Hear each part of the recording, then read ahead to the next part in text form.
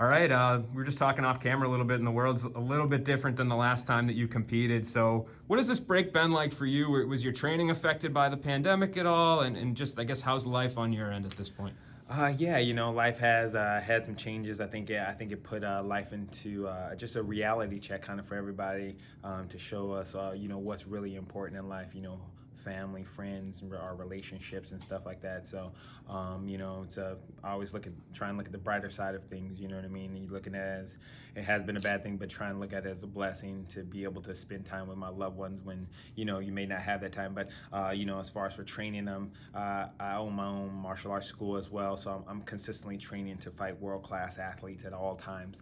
So it didn't kind of really affect because I have the key to my own gym, so I could still go in and work out. Plus, my wife works out a lot as well, so she doesn't let me slack off at all. There you go. And do you feel like for a guy like you, you know, being a little bit older in the division, do you think it kind of hurt you? Or actually, I looked at your record and you actually had a quicker turnaround between your last fight and this one than the previous. So were you going to compete during that time? Did this affect you in that regard? Or? Yeah, definitely. I was looking to try and compete again. I just turned 40 this year, so I wanted to compete again before my 40th birthday, which was in the end of April. But obviously, couldn't do that because the world kind of shut down.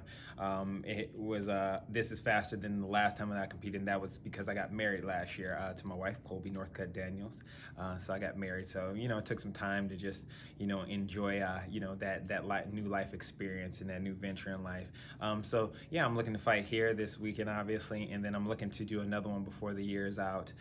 So yeah, I am a little older, but I'm like that fine wine. I just get better with time. You know what I mean? So the more style I get, the more comfortable I get, the more I get to evolve as a person, as a fighter. So I'm really excited. This is the new. The 4.0, because I just turned 40. So this is the Raymond 4.0 coming over, the evolution of me into the MMA world. So I'm super excited. I actually feel a lot more comfortable here in the MMA ring than I even did, I think, in the kickboxing arena. And I was able to do my thing there, and I was able to blossom and become the world champion there. And I like to just rinse and repeat and duplicate the process. And you're kind of a unique case study in that you are a little older, just in years, not in the way that you look or when you get in there. You've got 2 finishes in Bellator. But I guess kind of what's the roadmap from here? You thinking a couple more under your belt and you'll start fighting those guys, kind of the Bellator roster guys? Are you looking for a belt? Like, you looking to just have fun? Kind of what's the roadmap here? No, that's an awesome question. As far as me and my roadmap, if you look at the entire history of where I've come up from my sport karate days, I've always risen to the top and became the champion. When I did it in WCL in the Chuck Norris League, in Glory, I rose to the #1 fighter in their league. Bellator, I became the Bellator kickboxing world champion, and now I'm here in Bellator MMA, and the path is always the same: to be the GOAT, the greatest of all time, put God over all things. Douglas Lima is at the top of the food chain. He's the Wizard of Oz, so to speak. I don't want to skip the line and stuff like that, but I don't want to I don't have a whole lot of time to go down the yellow brick road, so I want to go straight to see the Wizard, Mr. Lima. So I'm looking forward to having an opportunity to fight you. To be honest, I'm willing to do something unique when I do fight Mr. Lima. See, most people, when they go out and they compete, they're not willing to risk what it is that they have. I have a Bellator Bellator kickboxing world title. He has the Bellator MMA title. I'm willing to put my medal versus his medal, and we can go and we can compete. And if you can beat me, you can have what's mine. And when I beat you, I will have what's yours. So then I'll combine the MMA and the kickboxing titles into one. Because there can only be, I feel like, one champion. I think Douglas Lima is an amazing champion. I think more champions should model their championship tiers or reigns, so to speak, after what he does. He's a family man of God. You don't see him out there, bad talking. So I actually admire him, and I'm a really huge fan. I even follow him on social media and stuff like that because he does some crazy stuff like swimming with sharks and stuff like that. I'm not into that part, but I would look forward to meeting him inside the cage and sharing the cage with him. And yeah, and we can again test our metals in that, and that's an open invitation. Again, looking to go and see the wizard. He's the wizard right now. He's the man, and I don't do anything to just participate in it. I don't do it to dominate. I do it to show everybody that I am the greatest to ever do this. And this is a new arena, so I'm playing some catch up in some certain areas. But I'm really enjoying the whole process of it all. And like I said, I'm looking to take the title. I'm not here just to compete against some certain people. And you have the opportunity to take one more step closer to that this weekend.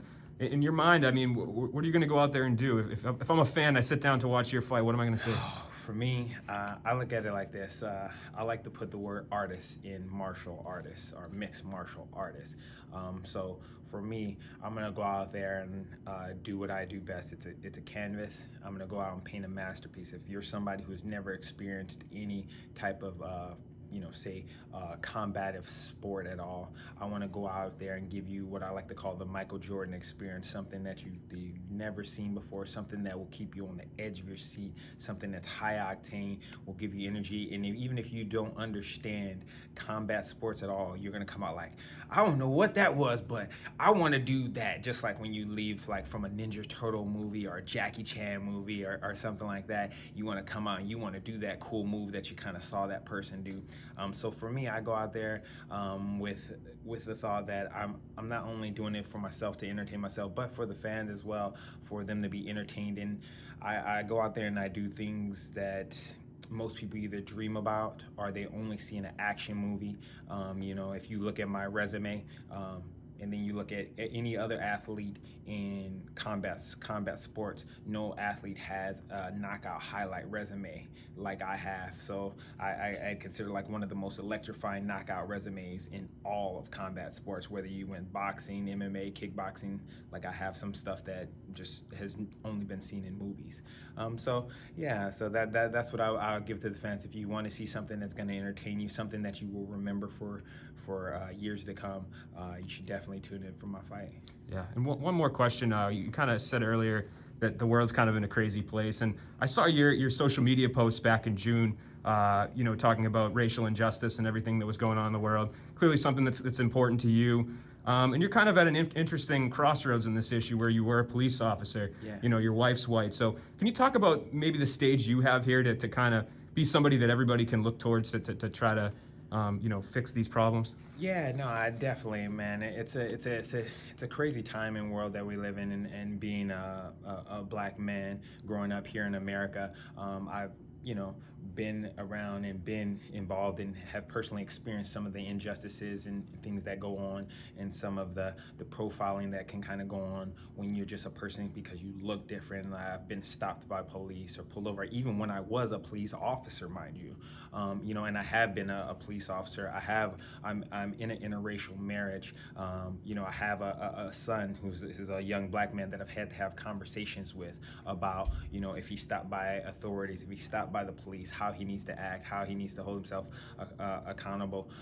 So it's definitely a place where I think that the problem is people are afraid to sometimes step outside their comfort zone, and afraid to put themselves kind of almost in somebody else's shoes or seeing it from their perspective. I think one of the big things is people need to show like compassion and empathy. Maybe you don't understand what that person's experience is or where they come from. So, but if you can show that compassion, show that empathy, treat them almost as if they were your parent or your twin, and try to understand where it is that they're coming from. And I think that's one of the things that people can kind of like open up to, and just look at yourself. And everybody has these kind of precursor, I'd say like thoughts that they have about certain types of people, and it's unfortunate. That's the world we live in, and it's always divided up like that. Even when you come in, like if you've ever traveled outside the country, they ask you, what is your ethnicity?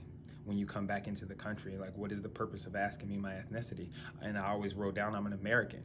And does an American have a color? That's the beautiful thing about being here and living in America, is we are a melting pot of everything, of everyone.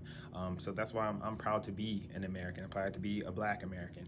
And So it's like I said, a very unfortunate thing that goes on in the world. But I am glad that there is being attention brought to it, because it's something that has been going on for years.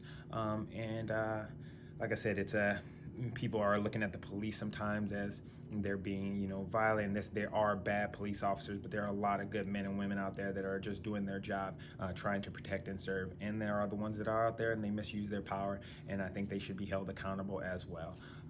So yeah, no, it's a very touchy subject, because I've kind of, like I said, I've experienced both sides of the fence, being the actual police officer that's going out there, and I think one of the big things is people don't realize is there are a lot of people also with mental illnesses. So even though I could have a conversation with you and we could, agree to disagree, I could have my point of view, you have your stance, whatever your belief is, and believe that there are a lot of sometimes people out there with mental illnesses that people don't recognize, and they only maybe they'll see a video of something and it can be taken out of context, but they don't understand that that person is dealing with mental illnesses. So the ability to be able to reason with somebody is totally different, and you're not able to do that, and then things escalate really quickly.